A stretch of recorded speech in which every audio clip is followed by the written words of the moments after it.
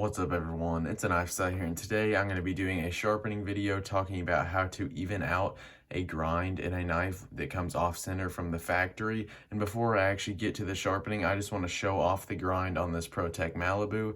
So there's kind of two variants of issues with this off center grind. Sometimes it's just off center from one side to the other, which is usually the bigger problem, and sometimes it varies from like thickness behind the edge from the heel to the tip. A lot of knives thicken up at the tip, but as you can see, there's a wider bevel on this one right here than there is at the tip. So I'm going to be trying to even out both these issues. And let me just take a couple of seconds to just show off this grind. And one thing I've noticed is a lot of other YouTubers that I've seen have had issues with their grind on their Malibu being off center. Like I think Super Steel Steve, I saw on his Instagram that he had that issue, and EDC Gear Reviews, I watched his video on that. But yeah, this grind it's pretty off-centered, one of the worst ones I've seen. So I think that might be an issue on ProTech's end. I don't mind it all that much because there's a whole lot of other companies that do it. I feel like it'd be kind of hypocritical of me to just come down on ProTech really hard about that when I own like 10 Spydercos and I keep buying them, and they all have issues with, or not all of them, but a majority of the time Spydercos do not have perfectly symmetrical grinds. But yeah, I'm going to be going through this process, sharpening this knife, and hopefully by the end of it we have a pretty symmetrical looking bevel.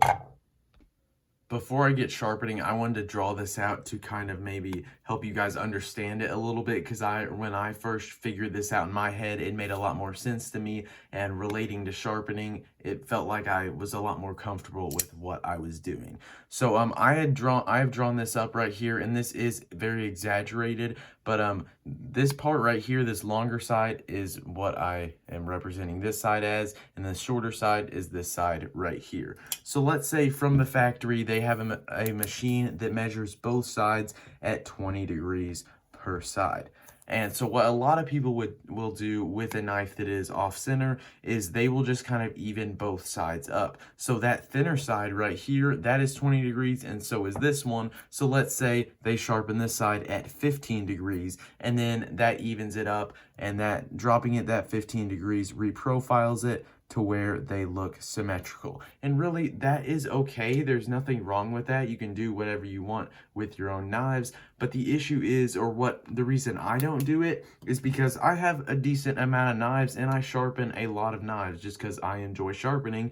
And so imagine 3 months from now, if I'm going to sharpen this knife again and I did this strategy right here, I would probably forget about it unless I took really good notes of it. Like you can very well do that, and a lot of people don't have any issues with it. But maybe even I'm just going to strop this after a day of work or something, and I hold too high of an angle on this side and kind of roll the edge over. You know, it's just, that works fine, but there are some limitations to it. Another one of those limitations being time.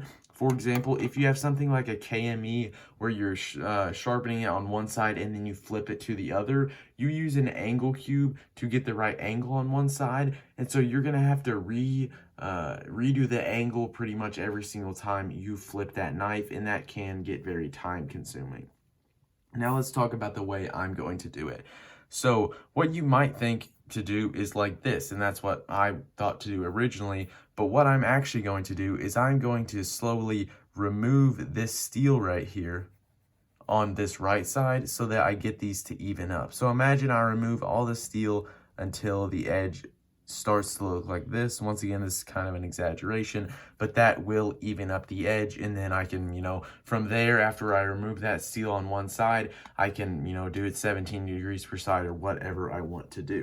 So when I get to sharpening, I'm going to take this knife on the thinner side and just work that down, hold the angle, and just form a very big burr on this side. And then what I'll probably do, you know, I'll just have to tell when I start sharpening, is I'll knock that burr off, you know, almost finish the edge on the stone, and then take a look at it. And if I'm still not satisfied with this, I'll go back to this right side again. So you're just removing a large majority of the metal off one side and not going back and forth on both sides with two different angles. So I hope that makes sense. If you have any more questions, I'd be happy to answer them in the comments. But as for now, let's get sharpening. One thing that is going to be really important, especially if you're freehanding, is use a Sharpie to mark your bevel. This really helps out. Just really makes your life easier when you start on the thinner side of the grind. So let me go ahead and mark this bevel really quick.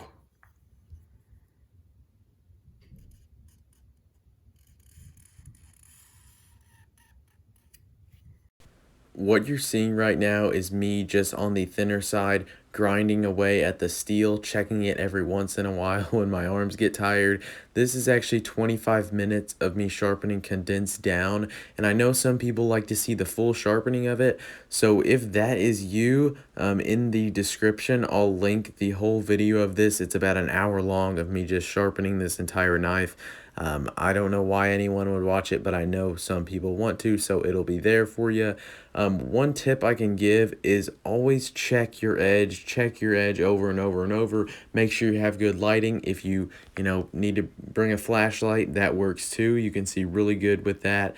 But really just check your edge. Make sure you're happy with it before you move on, because I've made this mistake so many times in sharpening where I check my edge and then I'm like, oh yeah, that's pretty good. And then a day later, I'm like, man, I wish I would have fixed that. And then I end up fixing it later. So be sure, check your edge. And before you move on, before you finish, make sure you're happy with the end result. When you switch to the next side, you really don't want to do that much metal removal on this side. Just mark the bevel with a Sharpie, even up your scratch pattern throughout, and then knock the burr off, finish the knife almost like you're finishing the sharpening, and then I would say after that, take a look at the edge, make sure you're happy with it. If you are, that is when you can move on to your next stones or move on to the strop and finish the sharpening. If you are not happy with it, go back to the thinner side and work that again for, another long period of time. After you're happy with the result, you can really do whatever you want with the rest of the sharpening. I chose to move onto the 400 grit side of the stone and then strop it on 9 micron and 1 micron gunny juice on basswood.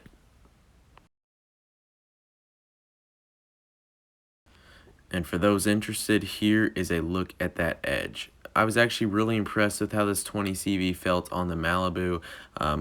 Sometimes with companies using 20 CV, I think this is one of the first times ProTech has, I get a little bit concerned for it, but it actually felt good, did a good job deburring, and came up pretty crispy.